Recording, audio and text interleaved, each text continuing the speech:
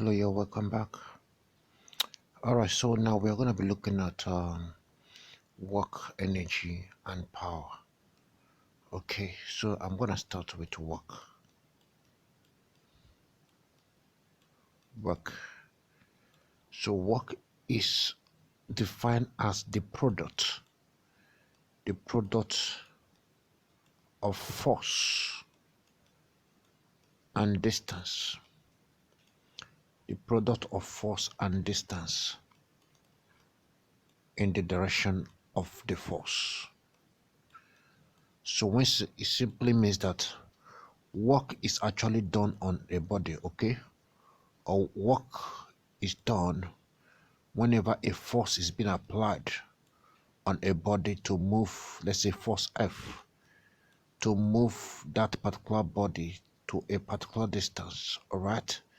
Let's say the distance is D. So such, you can simply say that the work done is going to be equal to force times the distance D, okay? But the work is all should be done in the direction of the force. So it simply means that the force and the distance, they should be in the same direction. That's what makes force a vector quantity, right? So there is no difference between the distance moved and of course the direction of the force. They are both in the same direction, okay? So work is a scalar quantity. Please pardon me. Work is a scalar quantity, and which actually makes it different from moment. Moment is force times perpendicular distance. The force and the distance is actually they are inclined at an angle perpendicular to each other, okay? And that's why moment is a vector quantity, why work is a scalar quantity.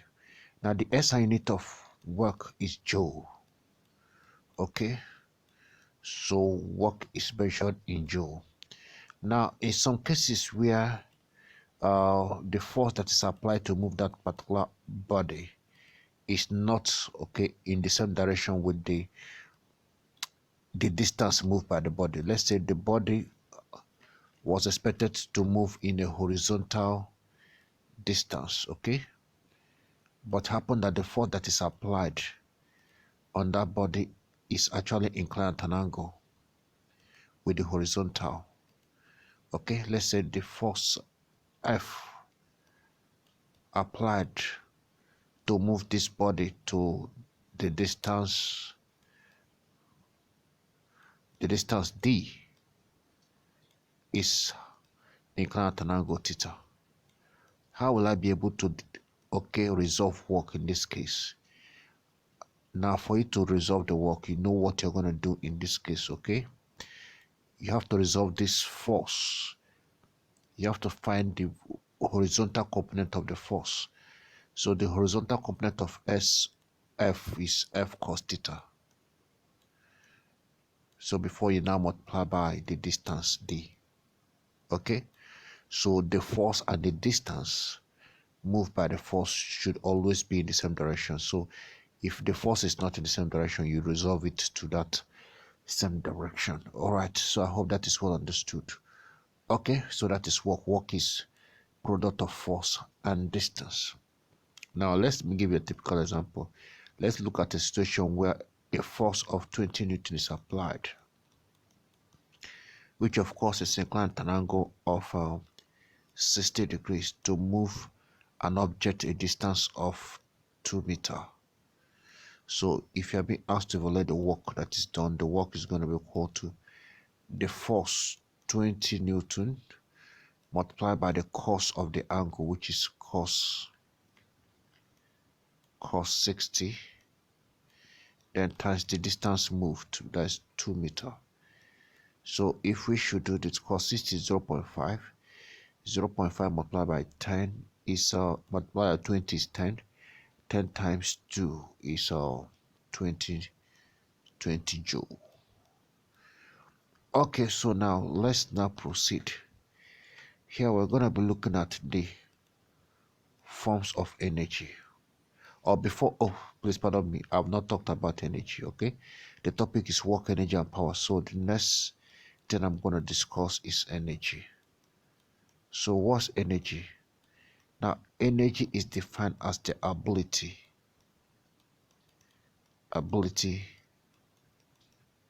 to do work. So which simply means that work and energy, they are related. Okay, what's the difference? Because energy is also measured in joule as work. So what's the difference between work and energy? They are related. It simply means that energy, okay, is actually stored. Before you can do work, you must actually store energy. So that means you must possess energy. No work is done without energy. Okay, so work now is gonna be energy in action.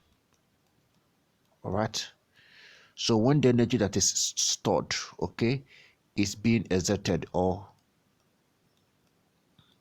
is actually used to move an object to a particular distance, then work is done. So before work must be done, energy is possessed. It's only when the energy that is stored is utilized that it actually becomes work. So two of them are equal. Okay, so the amount of work that is done is equal to the amount of energy that is actually stored. So I hope that is well understood. That is why two of the its energy is also measured in joule as work. All right, so now we will look at let's look at the forms of energy.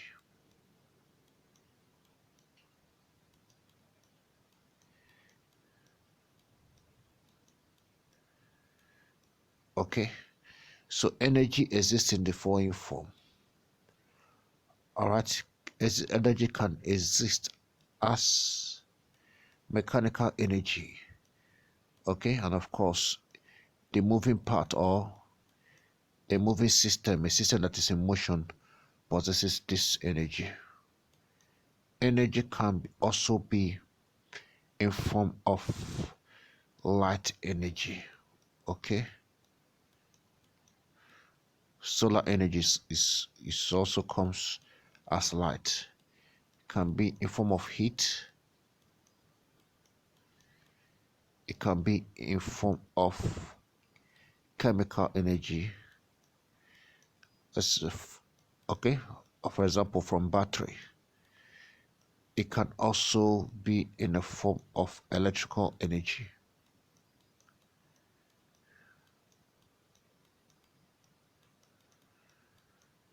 Of course, you should also know that sound is also an energy. Sound is an energy. Okay, that's still what is known as nuclear energy. Energy from the nucleus. All right, so etc. Now there's a law known as law of conservation of energy. Law of conservation. Okay,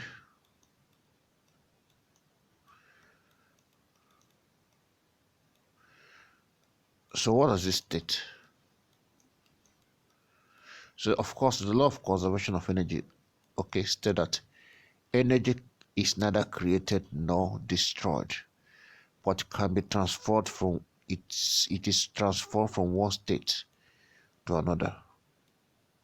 So it simply means that all this type of energy you see here, it is not created. Okay, so any type of energy you see here is actually is a transformation from another form of energy, okay, that actually gave rise to its form of energy. For example,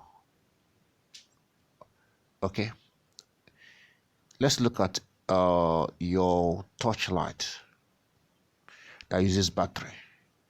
The energy conversion that you see there is the energy started with chemical energy, which actually led to electrical energy. Okay, the chemical energy was converted to electrical energy. Okay, and that electrical energy actually brought about light energy that now lights your bulb. Okay, and of course even the chemical energy came from somewhere, so there's always a conversion. So you can't create energy and you can't destroy it, but you can convert it from one form to another. This one example. Another example is in electric iron. Of course, in electric iron, okay, electricity is actually converted to heat, so on and so forth. So law of conservation of energy. So now we're going to discuss just one type of all this energy, that's mechanical energy. Okay, so we will discuss mechanical energy.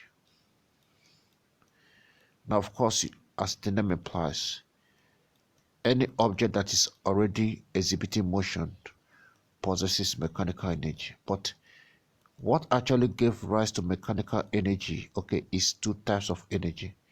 So mechanical energy is divided into two types.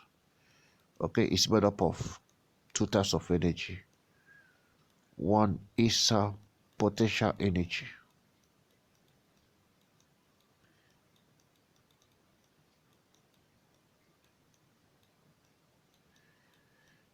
The other is kinetic energy.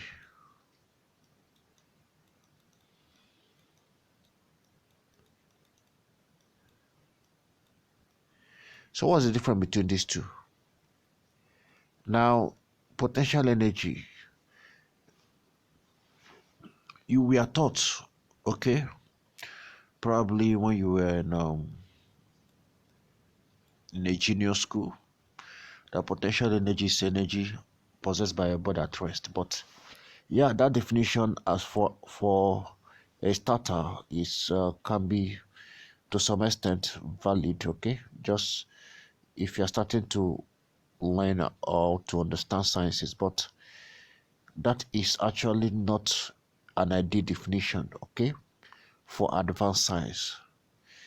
In advanced science, we don't look at an object at rest possessing potential energy if that object is not displaced. Okay, so potential energy is actually energy possessed by a body due to as a result of its displacement or height. That means that particular object must be displaced, must be placed at a position. Okay, so the position of an object will determine the position that of an object will determine if that object is possess potential energy or not. Let me tell you what I mean. If you place an object at rest and that there is no height, this object can't do anything, okay? Because it has not been displaced at a position. But if you lift it up and release it, okay, to a particular height, if you lift it up to a height, let's say h, then it possesses energy. The reason being that if you release it at this point, it actually falls.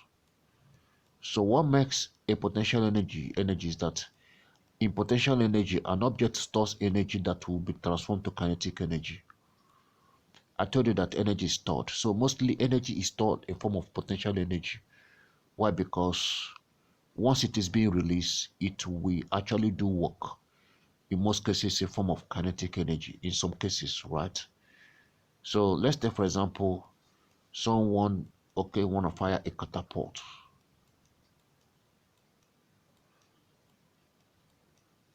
If that catapult is not stretched at rest, it doesn't have any potential energy. But when it is being stretched,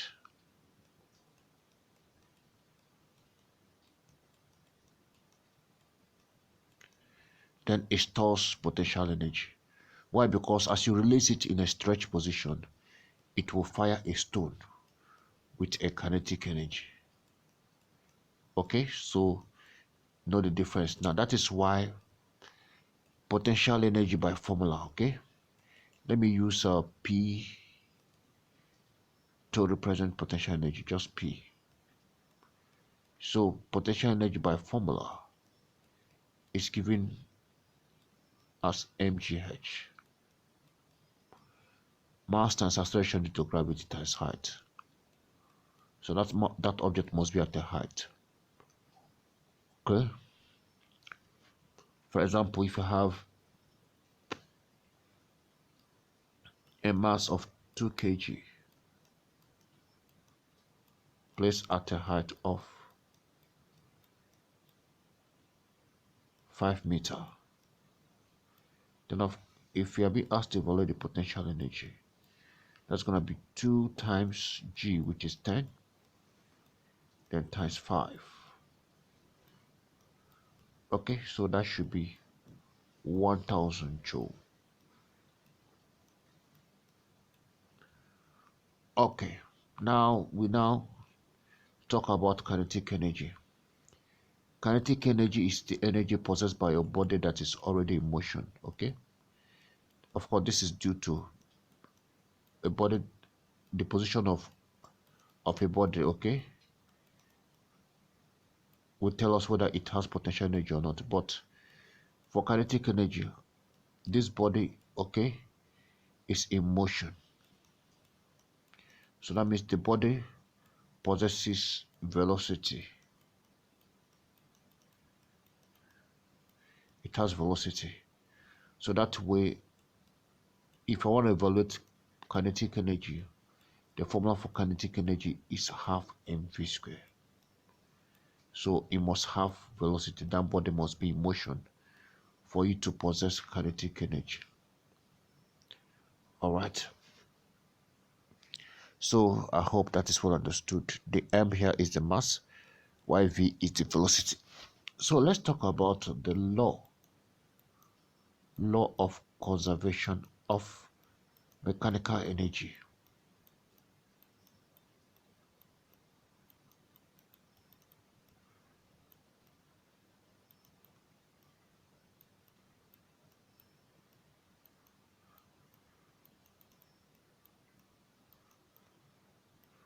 Okay, so as we already know, the law of conservation actually states that energy can neither be created nor be destroyed, but can be transformed from one form to another. So it simply means that the law of conservation of mechanical energy states that mechanical energy cannot be created nor be destroyed, but can be converted from one form. And what are the two forms of mechanical energy? That is kinetic energy and of course potential energy. So that simply means that mechanical energy is not created. It's either it is a form of kinetic energy, or let's start, it is a form of potential energy, okay, which is converted to kinetic energy, okay, or it is kinetic energy that is converted to, okay, potential energy, vice versa. So anytime you hear that, anytime there's kinetic energy, every kinetic energy came from potential energy, initial potential energy.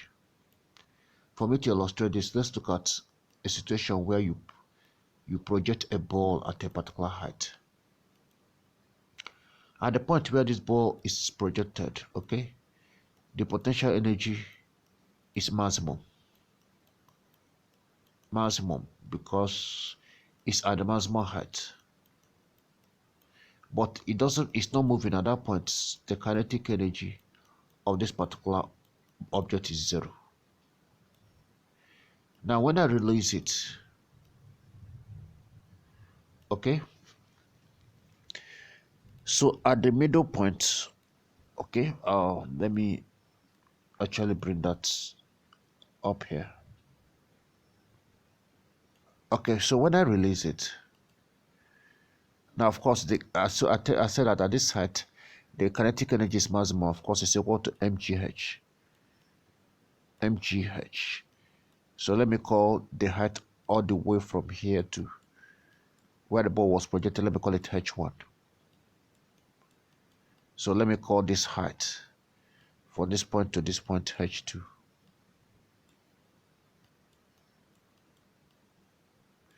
So at this point now, where the body has started moving but have not really reached the ground, okay, level, the body possessing the energy possessed, Okay, the energy we have here is partly potential energy because there's still a height, and of course partly kinetic energy. So that means that initial potential energy that was mgh is not converted to partly potential energy to partly kinetic energy. Okay, now when the body now comes to make an impact where there is no height again, what happens at this point of impact where there is no height again? Then you discover that since there's no height, potential energy now at this point is zero, but kinetic energy now is maximum because it's now at the final velocity, the maximum velocity. Okay, so kinetic energy at that point is maximum, and of course is of half mv square. So my interest here is to illustrate the fact that this final kinetic energy that you got wasn't created. It was only converted from the initial potential energy that came from this maximum height. So that is why most of the times you might be given a question to calculate kinetic energy of an object. The formula you're going to use is the formula of the potential energy. Why? Because that kinetic energy was gotten from the original potential energy. Okay, I believe that you you understand what I'm saying, and let me look for a question that probably will illustrate that if I can see one. If I can't see one, okay. So see a question here. An object of mass 20 kg projected at a height of 100 meters is released. What is the kinetic energy just before it hits the ground? So as you can see, there's nothing like velocity that was given. So that kinetic energy before it hits the ground was going to be equal to that kinetic energy is equal to the initial potential energy that was converted to kinetic energy. So, and that initial potential energy is mgh, all right? So that's just all I need to evaluate. And the mass, according to the question, is 20. Acceleration due to gravity is 10. And the height of course is 100 meter. So that kinetic energy now is going to be equal to, that's 20,000 joules. 20,000 joules. So I hope that is well understood. 20,000 joules. All right, so we're still going to look at more questions, but let's now talk about power.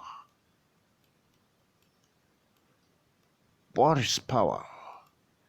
All right, power is defined as the rate at which work is done.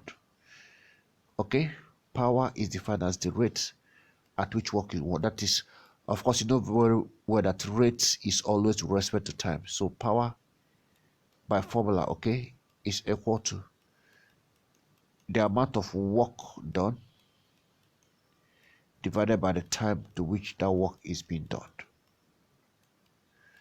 Okay, so the SI unit of power is what? Please take note. So this is one way, this is one formula for power.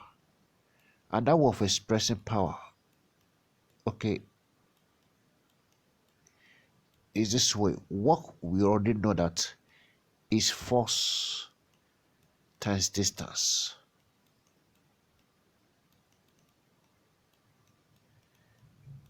Okay, then of course we divide by time. And you know, okay, in physics, distance divided by time is speed or velocity. All right, speed and velocity, they are the same. So I can simply say that power is also given as force times velocity or force times speed. Okay, in as much as we are dealing with scalar quantity, force and speed, they are the same. All right, in scalar, force and speed, in scalar quantity, velocity and speed, they are the same. All right, they are referred to as the same thing. So it's either work, power is work all over time, or it's force times velocity. Okay, now you know very well that work is also equal to energy. So power can also be given as the energy divided by time. And mostly the energy is in form of potential energy. Okay, energy stored, which is mgh, then divided by the time. All right, let's look at a situation where a man, okay, a man lifts 2 kg load to a height of 100 meter. To a height of 100 meter. Okay, and that actually happens within the time of 10 seconds. So the question, calculate the power, okay, that is actually released or dissipated by the man. So power question mark. So power is going to be equal to the energy, okay, the potential energy mgh divided by time. The mass, the load that was lifted is 2 kg. G is 10, then multiply by the height, 100 meter, then divided by time, which is 10. Of course, 10 cancels 10, so that's going to be 2 times 100, that's 200. 200 watts. Okay, so that is basically how you evaluate question on power. All right, so we're going to look at questions. Okay, I think I will have to solve some question. Let's look at some question. Okay.